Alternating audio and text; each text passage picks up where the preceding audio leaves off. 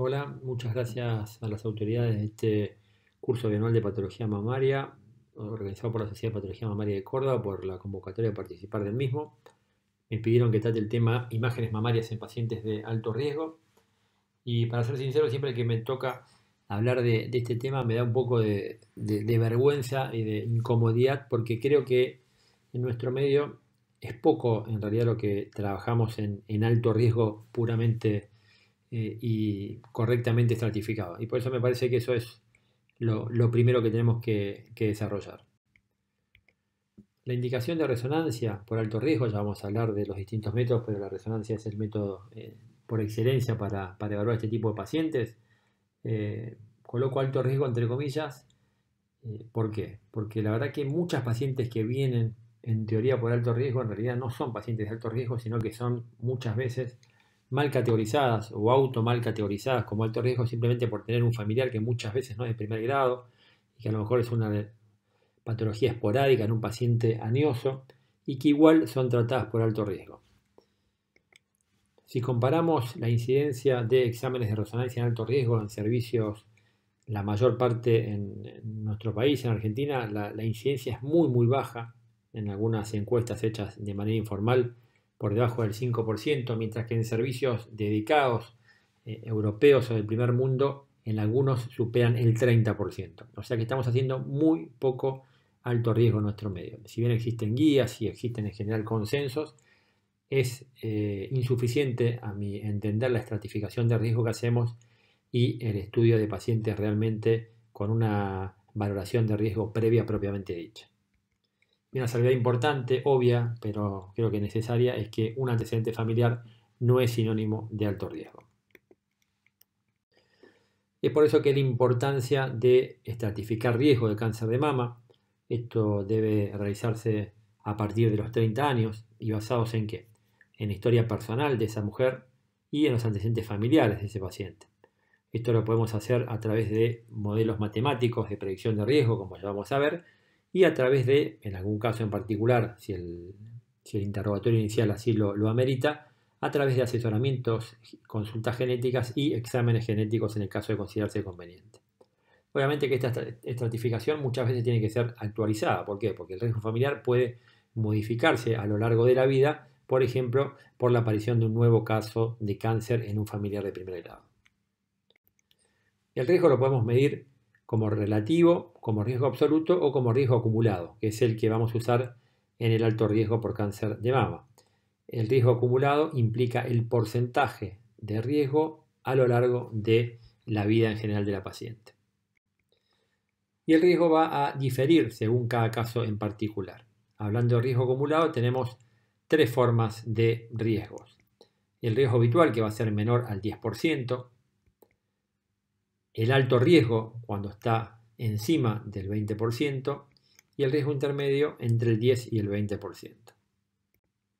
¿Qué antecedentes, qué variables usamos para estratificar riesgo? El sexo, la edad de la paciente, si existe alguna mutación genética ya documentada, si existen antecedentes familiares de cáncer de mama, antecedentes personales de cáncer de mama o de ovario, si existe como antecedente biopsia mamaria previa con diagnóstico de hiperplasia ductal o lobulillar atípica o de un carcinoma lobular in situ, si existe un antecedente de radioterapia torácica previa en pacientes portadoras de linfomas mediastinales, la alta densidad mamaria, patrones ACRC o D mamográficos, factores hormonales como la paridad, el inicio de la menstruación, la menarca, la fecha de menopausia, si existió antecedentes de terapia de reemplazo hormonal, el número de embarazos, la lactancia, la duración de los periodos de lactancia y algunos factores de estilo de vida como dieta, actividad física, etc.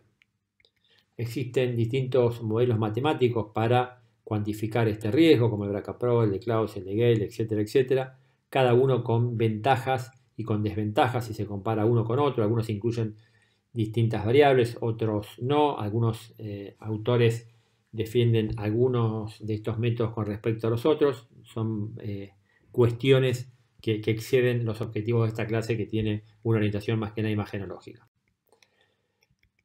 Lo importante para ver es que la mayoría de los cánceres que vemos en la práctica diaria son los denominados esporádicos, sin antecedentes importantes, casi el 85%. la forma familiar es un 10% y los autosómicos dominantes tan solo el 5%.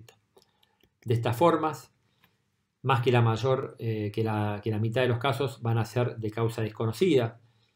20% de estas lesiones van a estar vinculadas a mutaciones tipo BRCA1, otro 20% BRCA2 y el 10% otro tipo de mutaciones. De estas tortas, de estos gráficos, vamos a partir diciendo que la mutación BRCA1 y BRCA2 que tantos hablamos, en realidad son una rareza en la práctica diaria y que son vinculables tan solo al 2 o al 3% del total de cánceres que vemos en nuestra práctica habitual. Las mutaciones reportadas son muchísimas y cada vez aparecen nuevas. Esto es algo que está en permanente actualización. Tan solo el 50% son conocidas y el resto son totalmente desconocidas.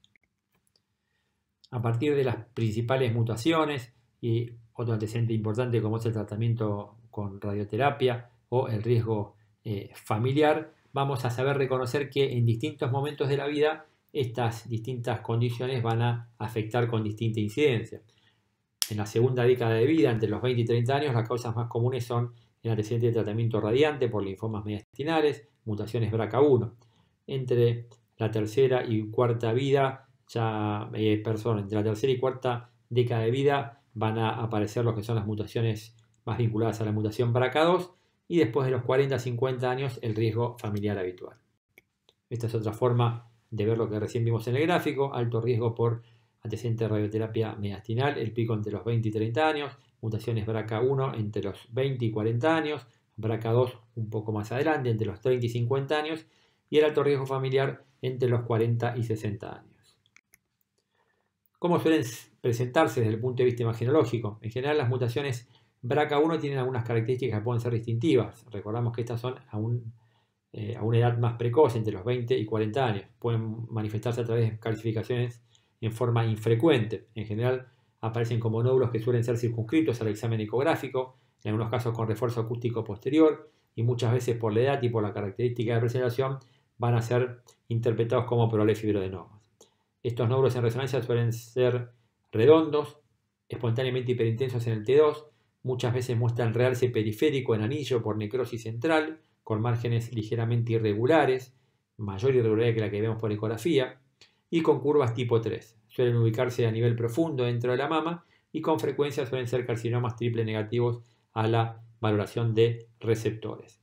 El problema que tenemos es que, como vemos, van a sentar en una mama en general densa por la edad de la paciente, con una forma de presentación por métodos convencionales que son los que se usan normalmente en esta paciente, que no suelen ser de alta sospecha, y por eso muchas veces son mal interpretados en los primeros exámenes.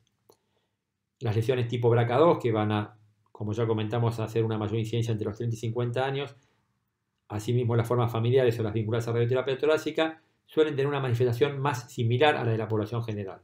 Pueden manifestarse como nódulos irregulares y con calcificaciones. También podemos encontrar cierta asociación entre las características histológicas y los receptores y las características de las imágenes. Las lesiones tipo luminal A o B pueden ser nódulos espiculados, únicos, pueden asociarse con frecuencia a calcificaciones. Los tumores tipo HER2 van a manifestarse a través de nódulos, microcalcificaciones, pueden tener contornos microlobulados y suelen ser lesiones multifocales. Mientras que los triple negativos, como recién vimos con las lesiones tipo BRCA1, pueden ser nódulos con morfología redondeada, márgenes circunscriptos, lesiones en general solitarias y rara vez se asocian a calcificaciones.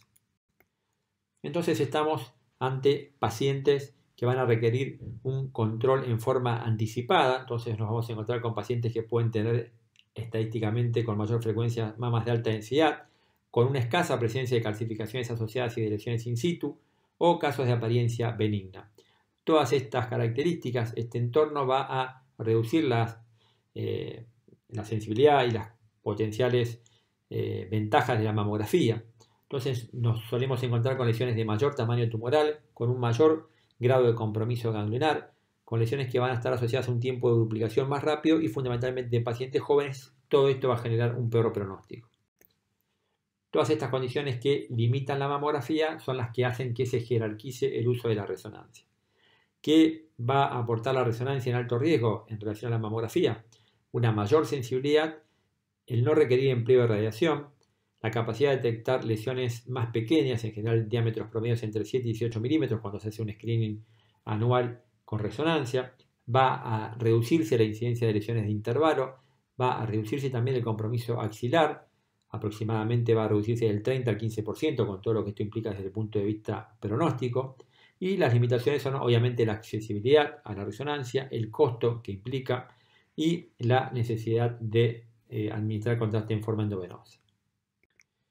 Las indicaciones de resonancia son variables y múltiples, pero el alto riesgo obviamente son de las que menos se discuten.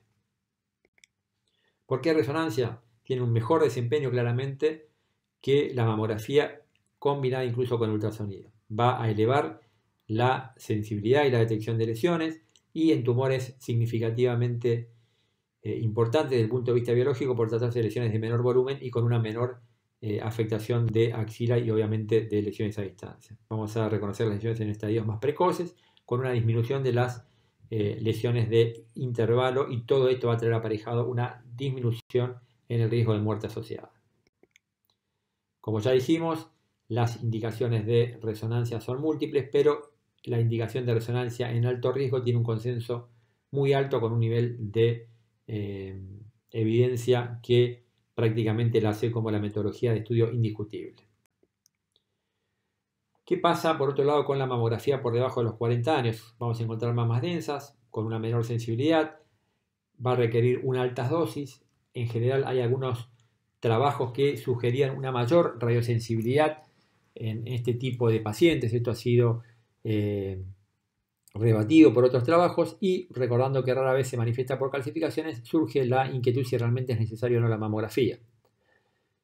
Realmente es un tema controvertido. La sensibilidad de la mamografía con respecto a la resonancia es claramente diferente. Hay algunos autores que en edades tan jóvenes prácticamente sugerirían la no utilización de mamografía y solamente de resonancia. Obviamente esto está discutido a través de distintos tipos de trabajos. Y, por ejemplo, llega a la conclusión de que no existiría beneficio de mamografía en mujeres BRCA1 con edad inferior a los 40 años. Si comparamos la sensibilidad de la resonancia con otros métodos, fíjense que claramente la resonancia prácticamente duplica la sensibilidad del ultrasonido y la mamografía combinado y que la combinación de resonancia y mamografía aumenta pero muy ligeramente la sensibilidad de la resonancia en forma aislada. Este es un gráfico no nuevo, es del 2007, pero de la American Cancer Society, donde agrupa distintas variables vinculadas al alto riesgo, al riesgo intermedio y al riesgo habitual. Dentro del alto riesgo incluye a las pacientes con mutaciones BRCA conocido, pacientes de primer grado con mutación BRCA conocida o cálculo de riesgo relativo por encima de los 20-25%. Y algunos, no por evidencia, sino basado en consenso por expertos, el antecedente de radiación de tórax entre los 10 y 30 años y síndromes de muy baja incidencia en nuestro medio que claramente se asocian a un riesgo incrementado. Acá lo vemos en una forma un poco más gráfica que incluye el alto riesgo, mutaciones BRCA1 y BRCA2 y familiares de primer grado de estas mutaciones sin test previo, mujeres con resultado de 20 o 25% de riesgo relativo por test BRCA-Pro o similar, antecedente de radioterapia torácica entre los 10 y 30 años y el conjunto de síndromes de poca incidencia como el Rubalcaba y el Li-Fraumeni o familiares de primer grado con esta patología. En general existe consenso de que las variantes genéticas patogénicas, fuerte historia familiar y antecedente de radioterapia son mayor riesgo y está en debate o con un riesgo intermedio cuando existe una historia personal de cáncer de mama, ya sea invasor o lesiones in situ, o si existe historia personal de neoplasia lobular o hiperplasia ductal atípica. En las mujeres de alto riesgo, el papel de la mamografía dijimos que es poco lo que suma a la sensibilidad de la resonancia, dependiendo de los trabajos 3 o 5%. Obviamente estaría indicado siempre que se pueda recurrir a la mejor tecnología mamográfica que se disponga en ese entorno y en ese método. Obviamente si puede ser mamografía digital directa sería el estudio de base, si puede ser con tomosíntesis o sintetizada, obviamente sería siempre lo mejor. O sea, son pacientes de alta densidad, pacientes jóvenes, pacientes que obviamente tienen mayor riesgo y por eso deberíamos usar la mejor tecnología accesible. Raramente se utiliza por debajo de los 30 años, ya que hablamos de esto, ya recordamos lo que dijimos, que tiene menor sensibilidad en ese rango de edad, muchas veces vinculada a la mayor densidad, según algunos trabajos, mayor riesgo teórico de radiación ionizante, ya vamos a ver que esto no sería tanto, y obviamente siempre que sean accesibles, mamografía digital directa o tomosíntesis. ¿Qué pasa con la ecografía? Obviamente es un método en este contexto de pacientes adicional a la mamografía, aumentaría la tasa de detección de cánceres precoces y disminuiría la tasa de cáncer de intervalo. Pero es un valor aditivo insignificante si lo asociamos a pacientes que están siendo seguidas por resonancia y mamografía. Simplemente algunos autores lo proponen como una alternativa para pacientes que no tengan accesibilidad a la resonancia. ¿Qué pacientes entrarían en el riesgo intermedio? Que según algunas sociedades como el SDI, el American College of Radiology, también debería contemplarse la resonancia. Bueno, riesgo relativo de entre el 15 y el 20%, siguiendo los métodos matemáticos BRCA-PRO similar, antecedente de carcinoma lobular in situ o hiperplasia lobular atípica o hiperplasia ductal atípica, pacientes con patrón mamario de alta densidad, ya sea heterogéneamente denso o extremadamente denso, ACR-C o D, o pacientes con historia personal de carcinoma mamario, ya sea in situ o invasor. Este es uno de los artículos, si se quiere, más importantes que evaluaron la eficacia de la resonancia y la mamografía en pacientes de alto riesgo, con una sensibilidad y una especificidad con valores que claramente, en cuanto a la sensibilidad, la resonancia duplica los valores de sensibilidad de la mamografía. La mayoría de los trabajos coinciden en esto, o sea, un impacto en la sensibilidad que claramente es indiscutible. Este es otro artículo interesante que revisa distintas publicaciones previas y en todo se coincide de la clara superioridad de la resonancia con respecto a la mamografía en este grupo de pacientes. En la mayoría prácticamente duplicando. Este es otro artículo que habla acerca de la potencial suma del ultrasonido en este riesgo, realmente no sumando mucha información al respecto y, por otro lado, aumentando la incidencia de falsos positivos por hallazgos no concluyentes. En estos artículos vemos comparados la sensibilidad y la especificidad de la mamografía con la resonancia y volvemos a caer en los mismos resultados. Algunos ejemplos: una paciente de 28 años con mutación BRCA1 conocido, mamografía negativa y resonancia donde se observaba en el plano retrovelar ligeramente superior una imagen terral senodular irregular de unos 15 milímetros con curvas tipo 3. Esta es otra paciente con antecedentes de mutación BRCA2, si no recuerdo mal tenía algo así como 48 años. Fíjense la mamografía, la imagen izquierda que tiene un clip perimamelunar externo y un grupo cálcico que venía en seguimiento en el área retrovelar. Son dos subgrupos, uno detrás del otro, que lo habían calificado como 3 en una mamografía anterior. Cuando la veo, no veo modificación con lo anterior, pero me acordé de algo que me había enseñado un profesor que sabía mucho y que me decía que el BRCA3 realmente no aplicaba en este tipo de pacientes, que en los pacientes de alto riesgo realmente conocidos con mutaciones genéticas no debería aplicarse a los fines prácticos, porque obviamente la imagen no debería ser influenciada por un test si somos puristas en cuanto a la imagen, pero que desde el punto de vista operativo no deberíamos manejarnos con BRCA3 en lesiones de alto riesgo, sino que toda imagen debería ser biopsiada. Así que se propuso la biopsia y en este caso resultó ser un carcinoma intraductal de grado intermedio a alto, como muestra la anatomía patológica de la imagen derecha.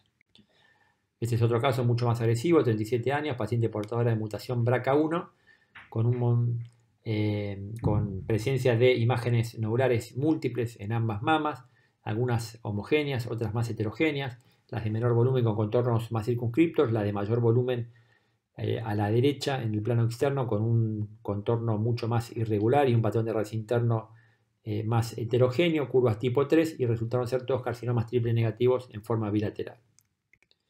Hablamos antes de la aparente mayor vulnerabilidad a la radiación de las pacientes con mutación BRCA. Bueno, este artículo justamente lo que hace es desestimar esta aparente mayor sensibilidad en un artículo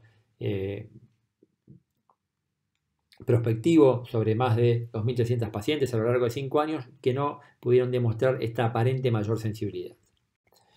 ¿Qué pasa con la radioterapia de tórax? Este es un capítulo que a mí siempre me llamó la atención, la baja incidencia de pacientes con radioterapia torácica que nosotros manejamos y controlamos por resonancia anual. O sea, la mayoría de los cánceres que yo vi en este grupo de pacientes fueron pacientes sintomáticas que consultaron con un nódulo ya palpable o una lesión avanzada y que no estaban siendo seguidas como alto riesgo. Y realmente me parece que es un despropósito porque son pacientes que no necesitan ningún método genético, ninguna consultoría con ningún especialista. O sea, son pacientes que solamente por interrogatorio, por saber que han sido tratadas con una radioterapia torácica, deben ser seguidas como alto riesgo.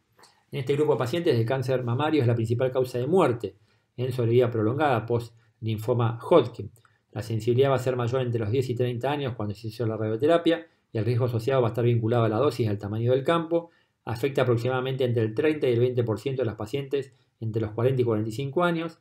Se recomienda seguirlas por mamografía y resonancia anual a partir del 8º año donde se termina la radioterapia y no antes de los 25 años. Suele asociarse con mayor frecuencia a calcificaciones que las mutaciones BRCA1 y 2, por eso se mantiene el uso de la mamografía y, como dije recién, es un diagnóstico de alto riesgo que no requiere ningún test y por eso deberían ser pacientes que no se nos deberían escapar.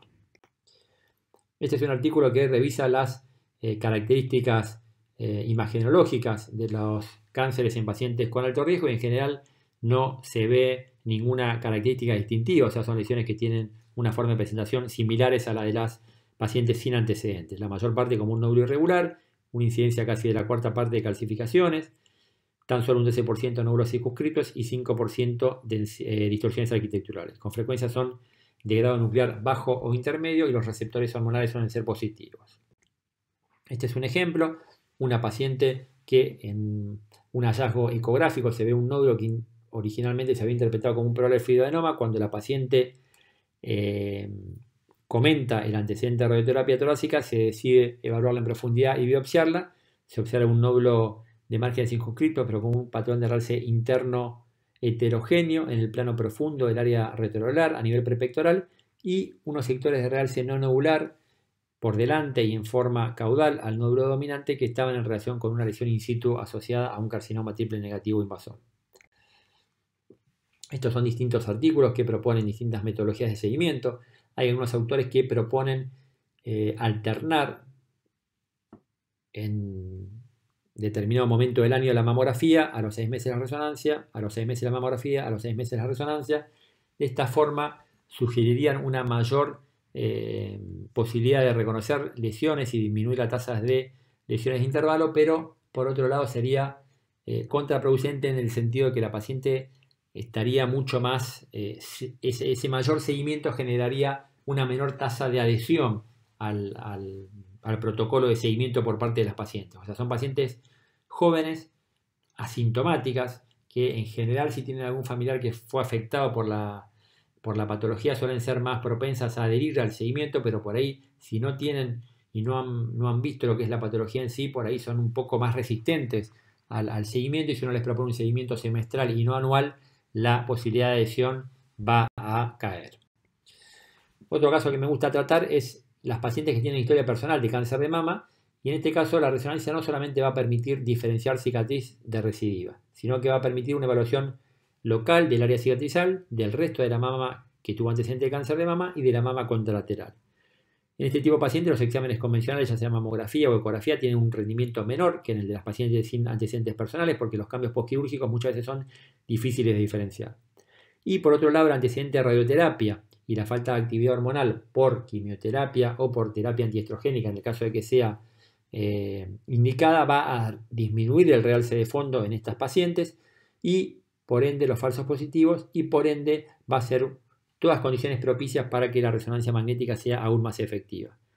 Obviamente tenemos que tener en cuenta que los tiempos post cirugía y post radioterapia pueden hacer que existan áreas de realce que estén en relación a fenómenos reparativos y no lesionales. Obviamente en estas ventanas no es que esté contraindicada la resonancia, pero sí tenemos que tener en cuenta estas condiciones como para contemplar la posible ocurrencia de falsos positivos, ya que no cualquier sector de realce puede ser indicativo de lesión, sino que puede estar condicionado por alguna alteración secular post-tratamiento. Este es un ejemplo que me gusta siempre mostrar: una paciente con una recidiva, con un nódulo claramente irregular y heterogéneo en el plano posterior superior de la incidencia de melodema de mama derecha.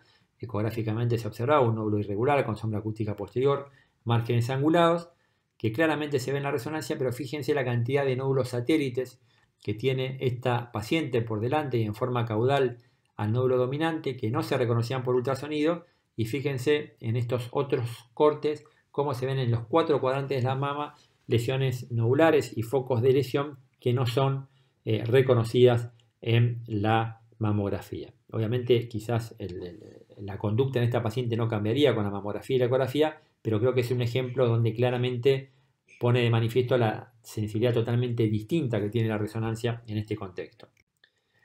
Vemos dos pacientes distintas, las dos tratadas en forma conservadora, con cirugía y con radioterapia, con cicatrices que generaban dudas asociadas a calcificaciones, pero realmente acá diferenciar si son cicatrices o recidivas con métodos convencionales es muy difícil.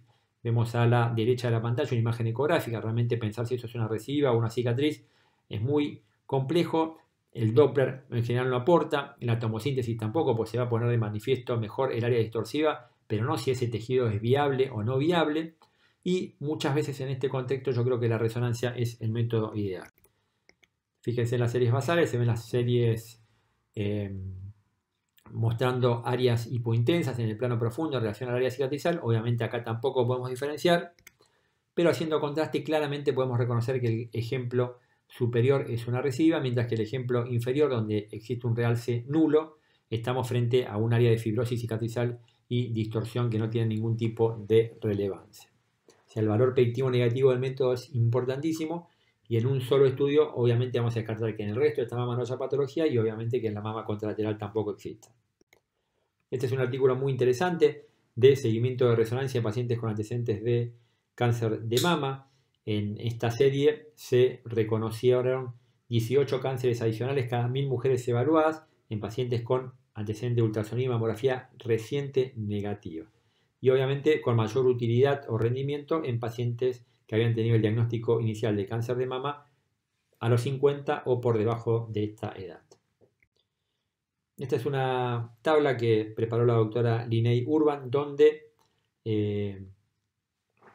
vemos a la izquierda distintos grados de riesgo. Arriba mutación BRCA1, BRCA2, pacientes con antecedentes de primer grado de pacientes con mutación. Por debajo, riesgo mayor al 20% en los modelos matemáticos.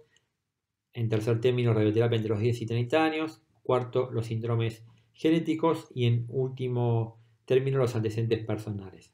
¿Cuándo estaría indicada la mamografía y cuándo estaría indicado la resonancia? Obviamente no vamos a discutirlo porque ya lo dijimos, pero a manera de resumen me parece que es muy importante. En general, la mamografía se suele indicar desde los 30 años o 10 años antes de la edad en la que lo tuvo el familiar más joven afectado por la patología, mientras que en la radioterapia 8 años después del cese de la radioterapia. La resonancia siempre en forma anual, también desde los 25 años existe mutación, 10 años antes de la edad de la patología si existe un familiar afectado con mutación, o también después del 8º año en pacientes con antecedentes de radioterapia. Volvemos a hablar de ultrasonido en alto riesgo, simplemente sustituto de la resonancia para mujeres que no pueden realizarla por algún motivo. Yo creo que en nuestro medio, en general, se utiliza demasiado el ultrasonido y muy poco la resonancia en este tópico. Obviamente no estoy hablando mal de la ecografía en general, ni bien de la resonancia en general. Estoy hablando del uso de la ecografía y de la resonancia en pacientes de alto riesgo correctamente estratificados. ¿Y qué pasa con la tomosíntesis en alto riesgo? Obviamente siempre que esté disponible como alternativa a la mamografía convencional, tenemos que usarla. Como siempre digo, la tomosíntesis o la mamografía sintetizada no es ni más ni menos que una mejor mamografía. Siempre que tengamos accesibilidad, convendrá usar esta mejor mamografía. Para ir terminando, la importancia que tienen los protocolos abreviados en este tipo de pacientes. Son pacientes que vamos a tener que evaluar durante mucho tiempo, anualmente, y los protocolos abreviados en general van a ofrecer la posibilidad de hacer estudios muchísimo más cortos y por ende con una mejor tolerancia y mejor receptividad por parte de la paciente. Tan solo lleva menos de un minuto de interpretación con un valor predictivo negativo y positivo muy similar a un examen completo. Esto va a generar una menor demanda de tiempos, de costos, de necesidad de utilizar el resonador, con una mejor aceptación por parte de las pacientes y obviamente requiere la interpretación por parte de radiólogos expertos en unidades mastológicas que manejen en forma integral y global todos los métodos diagnósticos y el intervencionismo.